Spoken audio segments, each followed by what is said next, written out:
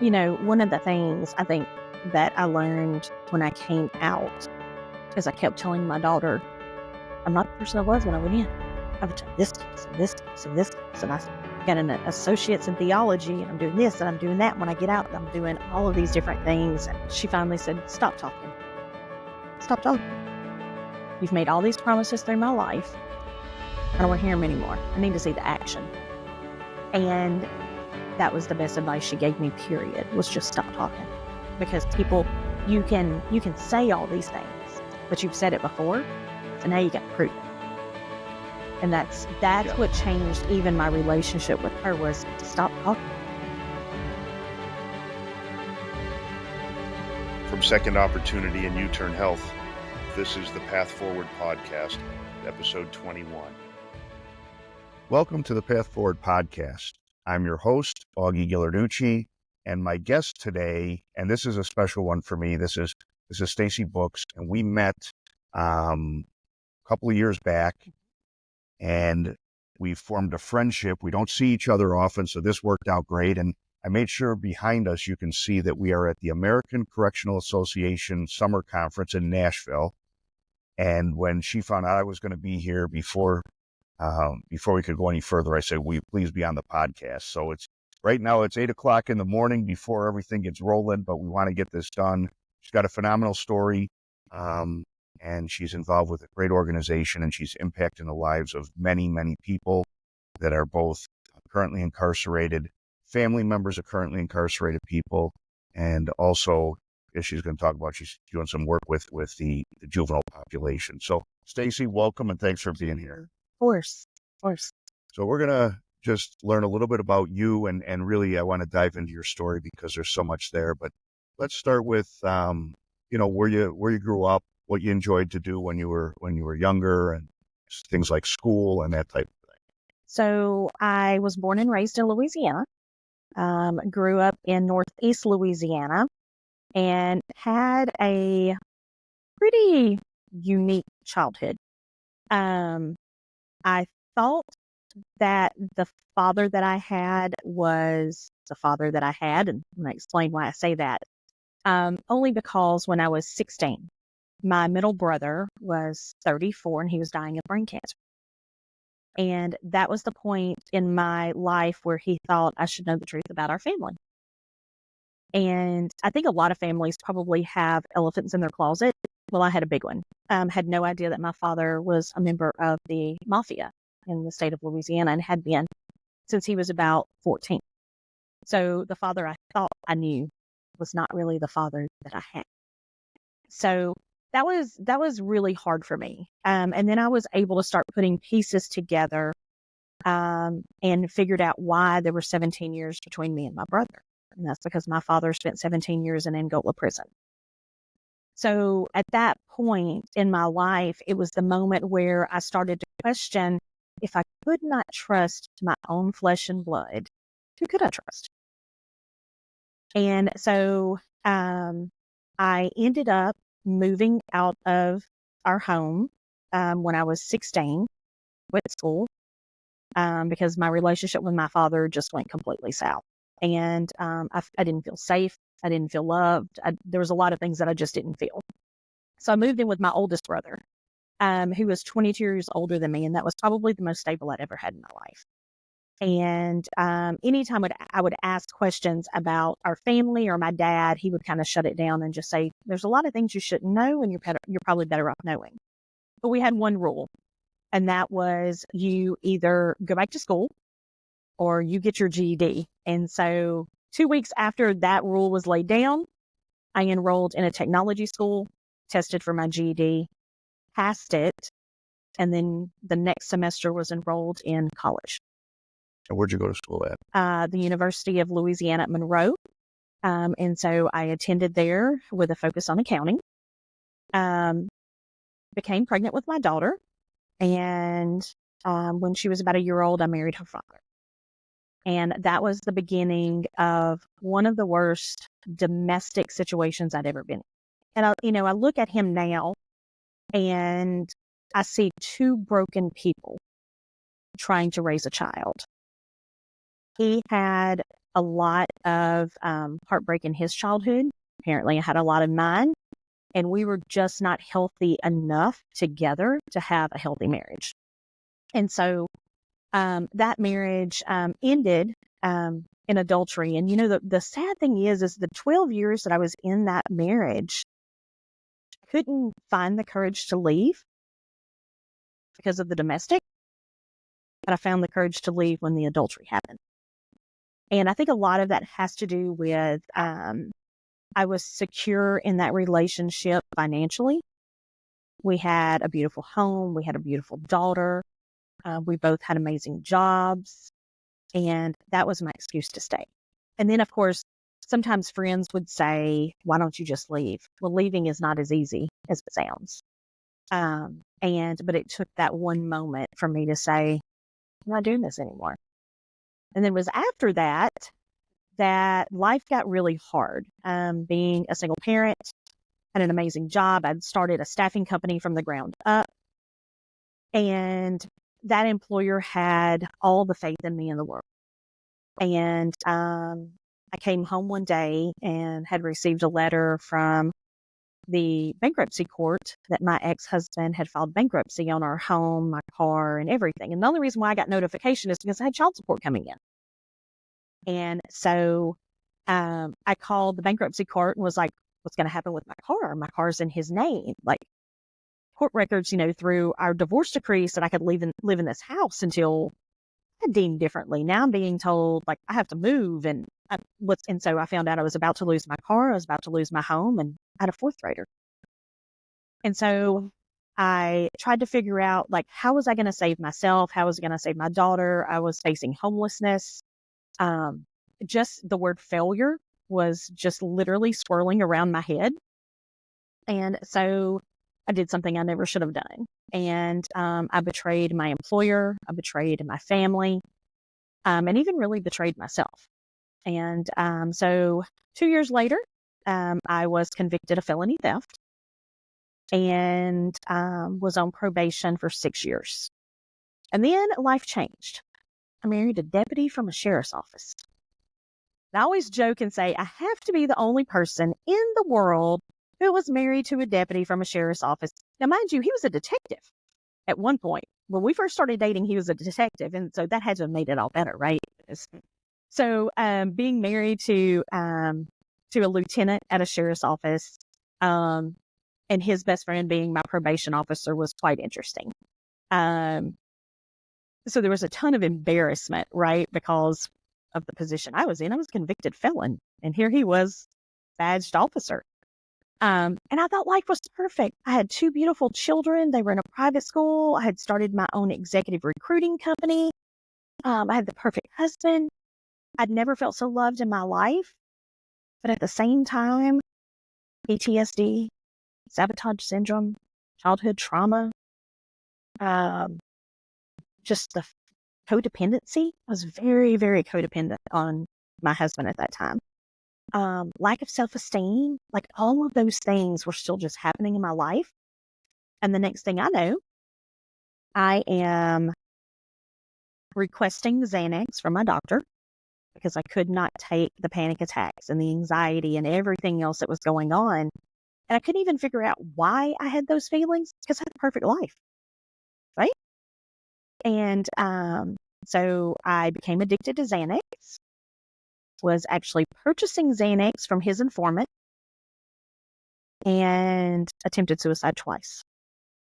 And during those suicide attempts, I quit paying probation fees and restitution because why would I pay you $800 a month? My whole plan is to die anyway. Well, obviously I was not very good at the suicide attempts and landed in a mental hospital. And honest, that was the best thing that ever happened to me because that was the moment where someone who did not have a dog in my fight said to me, you've got a ton of childhood trauma. You've got a ton of PTSD from domestic violence. You've got so many insecurities. And by the way, you have self-sabotage. And I'll never forget my daughter sitting there saying, my mom's had self-sabotage my whole life. She was in high school. And so started therapy. I was fighting my probation violation for a year, and they wanted to give me another 6 years probation. I was like, nope, I'm not doing it, because I was successful at 5 years. My mental health took over. Things went completely out of control. I was arrested, held in a jail for 3 months. My husband at that time retired, because what an embarrassment for his wife to be sitting in the same jail that he, worked for. But I ended up putting my sentence into effect. I will never forget the day I went to court, and I was trying to cut my own plea deal with the DA, because I thought I was smart enough to handle my own court case. And so I didn't need an attorney, right? I mean, this is cut and dry. And the DA said, nope, we're going to give you 6 more years. And I said, nope, I'm not taking it. And so I asked the judge to put my sentence into effect, because in my mind, I'd already done all the math. I'm like, I'm going to go to jail. I'm going to get 2 for 1s. I've got a 6-year sentence. By the time I get all my good time, I'm going to be out in 2 years or less. I had it all figured out. So I think the judge thought I had a lapse of insanity, told me to go home, gave me a 7-day stay, told me to speak to my family. And if I decided to pursue my sentence, then I was to turn myself in that Friday at a certain time. If not, I was to call and let them know that I was going to take the 6 years probation. So my family and I drove myself to the sheriff's office, and I turned myself in. And that's when things didn't go quite as planned. They never do, right? Oh gosh, no, they don't. Yeah. No. I was in county jail for about 6 months, getting my 2 for 1s, by the way. So like I'm racking through it, right? Still on track for 2 years or less. And then I woke up one morning about 2 a.m. and they said, pack up. And I said, whoa, what? So as a trustee, you only pack up as a trustee if you've done something wrong. Right. I'm like, I haven't done anything wrong. And so I refused to pack up. I'm like, I'm not packing up until you tell me why. You tell me why I'm packing, and I'll pack. And they're like, no, you have to pack. I'm like, no, I'm not. You tell me what I've done. I'm to find out I was going to prison. And everybody's like, oh, the meals are great. You get more time outside. You're going to have all of these activities, right? So you're like, okay, maybe prison's not so bad. And then I get there and I don't get 2 for 1s anymore. And I thought, my plans have just sunk. Yeah. So I was incarcerated for about 9 months when I went up for parole the first time. And I have a nonviolent crime, right? So I'm like, oh, I'm out the door. Mm-mm. I was graduating pro-social the day after my first parole hearing. And they told me that the recommendation was to release me after pro-social graduation. Here. Good work. My letter came back and they put me off 18 months. For the people on the inside, right? We go through this type of thing. Mm-hmm. We file an appeal and we feel confident that something good is going to come out of the appeal, maybe resentencing, maybe, the golden ticket of an immediate release. And then the letter comes in, and it's like a form letter that says your appeal's been denied, one sentence. Yes. And then we file the collateral appeal, and we spend all this time preparing to do that. And somebody helps us that knows a little bit about what they're doing. We feel great about it. And I just want to, raise that to say we get these setbacks and they really do affect us mentally. They do. On the inside. I mean, we're already dealing with other things, but when we start thinking, I remember when I filed, I thought for sure I was going to get some action out of it. And when the letter came back, I'm like, this is it? I've been waiting 9 months for this to come back and say Denied. Denied. And they bold where it says denied, right? Capital and bold. And and it is a setback. Mm-hmm. And I thought it's good for us to share that we've had that experience. Yep. And, so let me add to something. Not only did I get denied, and was I not denied for another 18 months, but the world that I thought was perfect was not so perfect, because my husband divorced me after that final came back. So not only did I get denied by the parole board, but I basically got denied by my own family. And that makes it even harder, because then when you're behind those walls and you're already battling all of the insanity that's happening around you, you've got all the insanity happening on the outside. And the one thing that I learned is I couldn't live inside and outside. So as much as it hurt, there was almost that sense. About a couple of weeks later, I was like, oh, I can take a break. Now I don't have to worry about being a wife at this moment. I can focus on me.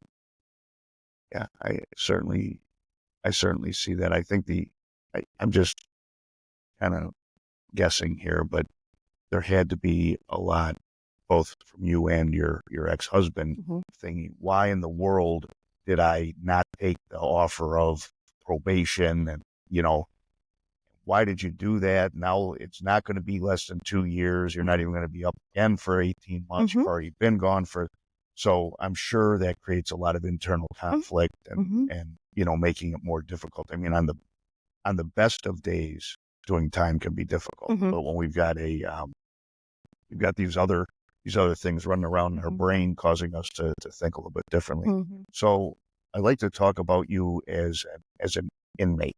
Okay. Type of things that you did, and then we can get to the story of your employment. Okay. But the type of things that you did and how you kept yourself occupied moving forward and trying to stay in a positive frame of mind. So the unit that I was in housed about 15 women, and the only thing that I could do was read. And so that's what I did. I indulged myself in as many books as I could get my hand on. A lot of times those books were self-help books. I did read It by Stephen King in a whole weekend. So my reading skills were probably top-notch back then. Meditation. I even started to journal, and I didn't journal about my experience as an inmate. I journaled about my feelings. So just like you, I go into a lot of facilities. I talk to a lot of currently incarcerated people, and I think journaling is a really effective tool. And it's where you go where your mind takes you. Yes. And so if I don't want to be writing about what we had for chow last night, and I'm so tired of wearing the same uniform, but I want to journal about other things. If it keeps my mind engaged and can bring some positive frame of mind, it has great value. And again, that's something that I think it's a very effective tool, especially for people that are navigating their way through and all the ups and downs. Journaling sometimes, at least for me, it helped me keep a little bit more of an even keel when things weren't going the way I had hoped. Yeah, and most therapists are going to tell you to journal anyway, right? Because that's your way of expressing your emotions and still keeping it private so that those emotions can't be used against you. But it also helps you look back. Like, I remember the day that I pulled one of my journals and I read it. And it was a woman that I did not even recognize. So was this on the inside or after you had released? This is after I was released. Okay. I pulled a journal that I had written while I was incarcerated. And as I was reading it, oh my God, I feel so sorry for this person. Like, I didn't even recognize the person that wrote it because that person was in such a deep, dark place in life. And that person was begging for help and begging for, and I hate to say attention, but it really was attention. Like, I needed someone to meet me where I was at. And in that moment, the only person that could was my journal. And so when I was reading through it, I was like, oh my gosh, like, this poor woman, like, she was crying out for help and nobody even knew it. Interesting that you're looking back on, after you're out, and there was something obviously that caused you to want to look back just because. All right, so I need to get into for me, it's the fun part of the story, right? So you're getting close to release. Oh, yeah. And parole's coming up again. And you had, tell the story about your encounter with Sean and how that arose. So, shipped to prison, not getting good time, but I am in every program that is available. If there was a program that you could volunteer for, I was volunteering. And that was the time where I was more focused on who Stacey was going to be when she walked out of those doors and not who Stacey was when she walked in. So I was trying to really separate the past from the future. So I went up for parole. I always love it when they're like, you have to have a job before you leave. And I'm like, I'm not going to get a job before I leave. Like, I was a recruiter. I ran staffing companies. Like, I found people jobs my entire life. That was my livelihood. But I couldn't help myself. So I went back to my room and sat there and I was like, I'm supposed to find a job. That's what's keeping me from being free. So I typed up a resume, and I like to call it a 1989 computer because that's about how old that computer was, and printed one copy, took it to central office because at that point I was literally a cleaner at central office with the commissioner and all of his team, and walked up to one of his staff members and said, I have to have a job per the parole board. Do you mind making copies of my resume? And she did. She made me 86 copies. I started from the top floor of central office to the bottom floor and passed out my resume and said, I don't know if you know of anybody who's hiring. This is my experience. This is the career that I have had. And while I was passing those out, Sean Hussman, who owns a for-profit company called Vantage, walked in the door. And I already had heard rumors that Sean was a recovering addict and that Sean was a convicted felon and that he was working with the DOC. And I'm like, I got to know this guy, Sean, right? Because obviously we all have something in common. And so that day he walked in the door. I literally walked up to him and said, hi, my name is Stacey. Obviously, I'm a convicted felon because I'm in my TDOC blues. And I said, the one thing standing between me and going home is a job. And I handed him my resume. And him and I literally rode the elevator from the top floor of that building to the bottom for a solid hour. That was the only privacy we had that wasn't not private, right? So we talked about my experience. We talked about my conviction. We talked about even my mental health struggles. Like, I just laid it all out. I thought, what do I have to lose, right? And he said, well, there's a problem. My contract is with the Department of Corrections. You're coming out on parole. I have to get permission. And I thought, well, here we go. So he went to Tony Parker, who was commissioner at that time, and told Tony, I'm really interested in hiring this person. And Tony said, well, I guess it's time for us to put our money where our mouth is. He said, we ask employers all the time to hire the residents that are released. You're offering to do that. So he approved it. So I was the first individual in the state of Tennessee to be hired on by a contractor while on parole. So that's, and there's some messages in here, right? So those that have taken the Second Opportunity Program on the inside, our Reentry program, we talk about the elevator pitch. I think you took that to a new level, right? But literally, I too arranged my first job while I was incarcerated. A cellmate of mine had a visit the same day that I did, and he introduced me to his visitor, also from Chicago, which is where I was going to release to.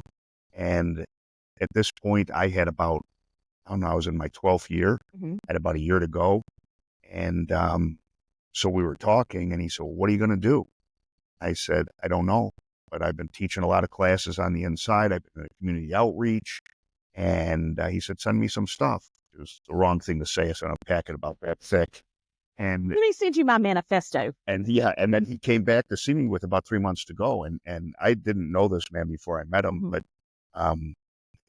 he got on my visiting list, came to see me and said, I want you to know that when you return to Chicago, you've got a job. Awesome. And at that moment, it was like the weight of the world came off my shoulder. Yeah. And I bring that up, and I think Stacey's story is so great because there's a lot of lessons in there that I take. We've got to advocate for ourselves. There's nobody that's going to come up and be our spokesperson or champion. We've got to be able to advocate for ourselves as to why we bring value to an employer. I think a big part of it with you, and I'd like to think a big part of it was me, is that we show a certain type of hunger that just give me the opportunity, give me the chance to prove what I can do. And I think employers respect that. In fact, I think they enjoy that. Instead of somebody getting a job because they just need to get a paycheck. Right. It's somebody that wants to get a job because they want to redefine their life. So that's why I think your story and what in the moment of doing this, having this conversation is so relevant. So I want to jump ahead now Sean hires you. And by the way, Sean is the one that introduced me to Stacey. So I had met Sean through somebody else, and we've seen each other at conferences. And I'd like to say he's become a friend, but he really is a leader in the movement of creating meaningful employment for the incarcerated population and their families. Mm-hmm.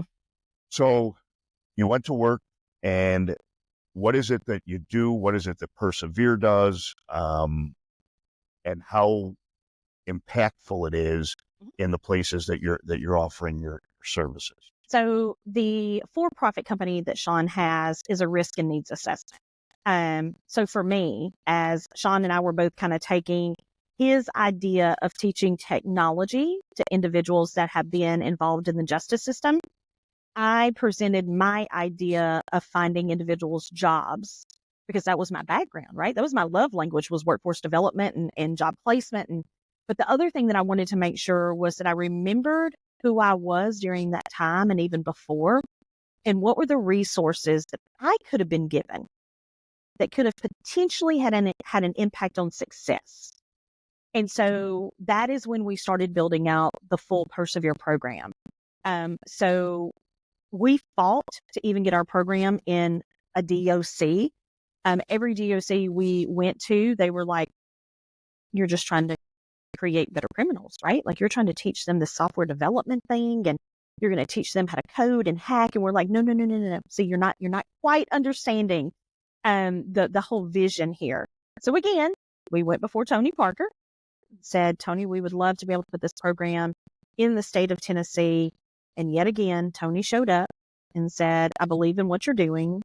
And we put our first program in 2 prisons on the exact same day in West Tennessee.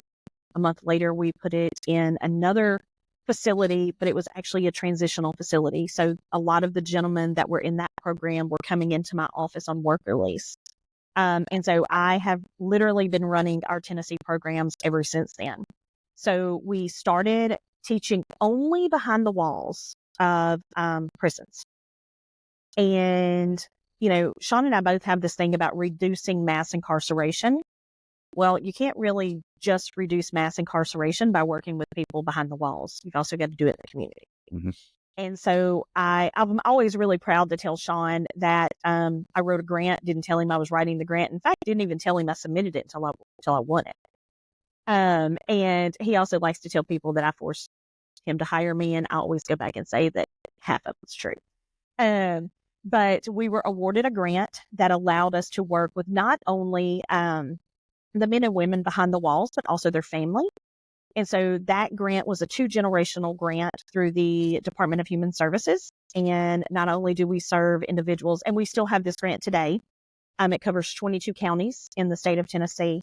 And we work with the adults that have either been involved in the justice system, or maybe they were impacted. So it could be a mom or dad or a wife or a brother, sister, child.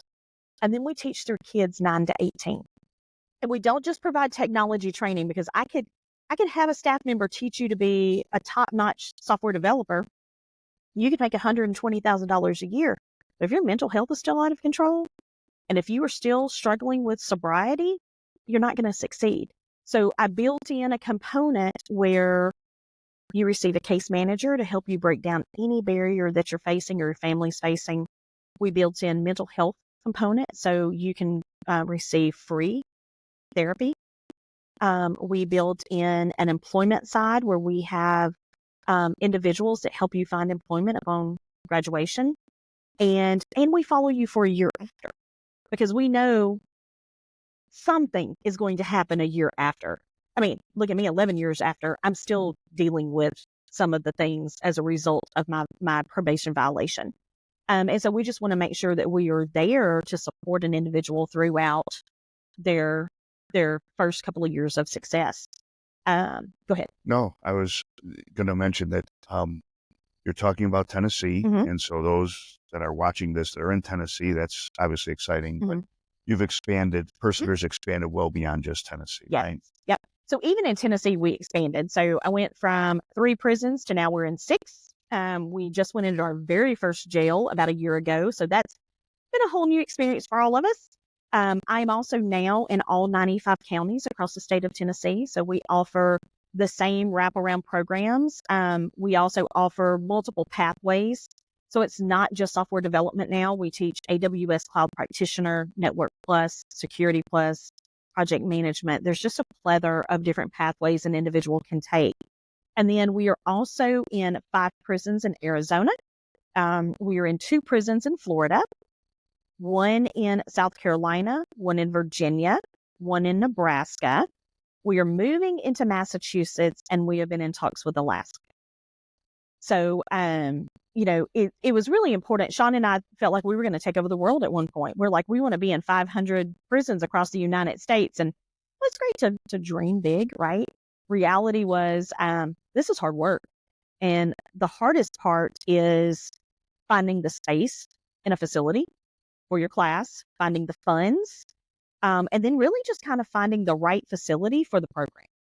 They've got to be supportive, I imagine. Exactly. Yeah. Exactly. But for me, every bit of this has been personal. Like, someone asked me not too long ago to describe success.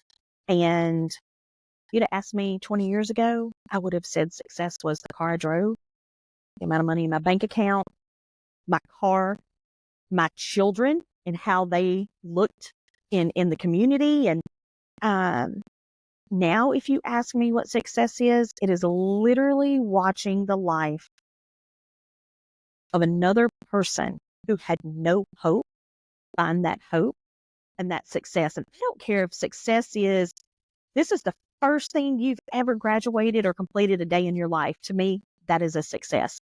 It could even be getting your driver's license back, because we do help try to remove as many fees and things as possible through our resources. But my success is literally driven by watching other people succeed. And it sounds kind of selfish, but it's not. It's that moment in my life where this is so personal for me that it's not about me anymore. I just want to see everyone else have an opportunity. We're going to go a little bit longer, right? Because there's something we talked about before we started filming, and that is, I think that Stacey and I are having some similar struggles that, I say that I've reverted back to some bad behaviors, and that I find myself working an extraordinary amount of time. I'm passionate about what we do at Second Opportunity. I'm passionate about going inside facilities. I'm passionate about helping people when they get out. But I find that all of a sudden I'm working on the weekends, that I'm, staying later or coming home, having dinner, and then going upstairs and getting on the computer to send some emails and what have you. And that's a side of me that's a path I don't want to go back on. And you were sharing some similar things. Oh, yeah. Yeah. I wake up at 2 o'clock in the morning doing research or responding to an email. Or as my staff says, ooh, Stacey didn't sleep well last night, we have a manifesto in our email. And it's because all of these thoughts, right, are coming to my head. And it's like, I've got to get them out. And one day I'm going to get better at the scheduling on the email so they don't get it till the next morning. But I think, what we talked about earlier is we're replacing one addiction with another. And we're not setting very healthy boundaries. And I think that comes from, I know for me, it comes from, I don't want somebody to see the Stacey I was 20 years ago. I want them to see the Stacey I am now. And I feel like I am always fighting, not just for myself, but everybody like me. And it takes over my world. And so on the inside, there are probably men and women that are hearing this. I mean, I just want that opportunity to work hard and to reestablish myself and be able to move forward with my life. And I guess I just wanted to bring the topic up because we had visited on it, but it's also kind of a cautionary tale that we still have to recognize that there's so many other aspects of life for us to enjoy when we regain our liberty, that it shouldn't all be spent working. It should be spent, being with those that we love and care about, doing things that we enjoy doing, giving ourselves time to relax and recharge. So we're going to wrap up. I'm going to ask you to look in the lens and talk to the men and women on the inside. And just a couple of minutes, just give them a message about how life can be, having gone through the struggles that you've been brave and sharing with us, but how life can be, and just your thoughts about what can get us to that. So I'm going to put myself back as the person sitting in a jail cell or a prison cell. We all are so ready to walk out of those doors, right? Like we're ready for life to begin, but it's not as easy as we think. You are always going to face a barrier, whether it is you thinking you have to still fight for a seat at the table. In fact, I had somebody give me some of the best advice about a year ago, and that was you don't have to fight for a seat at the table. You now own the table. And so you have to continue, I think, the self-talk, right? I am worthy of this job. I am worthy of family reunification. In fact, I told you earlier when it came to family reunification, my daughter, she works for us. She actually manages our case managers and our mental health team. And she told me, stop talking. Stop talking. You've made so many promises to me my whole life. Just stop talking. Let me see it. And that was the best advice she ever gave me, because I think our families hear us say all the time, well, I'm not the same person I was. I've taken this class. I've taken that class. And it's just like, the teacher on Charlie Brown. That's what they hear, right? And it's like, stop talking and just show them, because actions speak so much louder than words. And, when you're behind those walls, you find yourselves in situations that can either take your good time away. It can make just things harder for yourself. Addiction is still happening behind the walls. And so, if you're still in active addiction, like separate yourself from that community. Talk to a counselor that's there. I know a lot of times people think that an employee at a DOC or a jail doesn't care, but that's so not the truth all the time. There's always that one person there that can advocate for you and work with you. If you're going out on parole, the best advice I ever received was from a assistant commissioner. And it was right after I had received my final that I was going to be released. And I was crying in the bathroom. She said, "Why are you crying?" And I said, "I'm scared of failure. Failed at probation. I'm going out on parole. I'm going to fail again." And the best advice she gave me was to be as honest and truthful with my parole officer, even down to my fears. What did I fear? What did I think was going to set me up for failure? And I did. And she was my best advocate because I was very truthful and very honest with her. And I think she saw a sense of sincerity that she may not have ever seen in others before. And so I always tell our students, I don't care what you've done, tell your PO, because the chances of them working with you is going to be greater if you're upfront and honest than if you try to hide it. So if I had one last thing, because I know we're over time, is spend some time figuring out who you are. This is that one moment in time where it's not about anybody else. It's just about you. And so if journaling is your thing, or drawing, or whatever it is, figure out who you really are and who you want to be when you walk out of those doors. And don't lie to yourself. If you know that there's going to be a struggle, admit that there's going to be a struggle and find a resource on the outside that can help you with that struggle. So. Well, thank you. So great conversation. Great to be with you, hopefully on the inside and those on the outside that are either formerly incarcerated or family members of currently and formerly incarcerated. This is a person that went through personal struggles in her young life, ended up being incarcerated, and took advantage of the programs that were there to keep herself positive and moving forward, and lobbied for herself inside a facility to be able to get employment, and has taken that opportunity and run with it. So she is managing a very large and well-recognized, Persevere is a nationally recognized program. And I'm sure we can find a way to put the information on the screen so that you can share it with your families to go to their website and see the type of work that they do. Yeah. Appreciate you watching. Hope you've enjoyed it. And we look forward to seeing you on our next episode. Thank you. Thank you very much. Just let it run for a minute.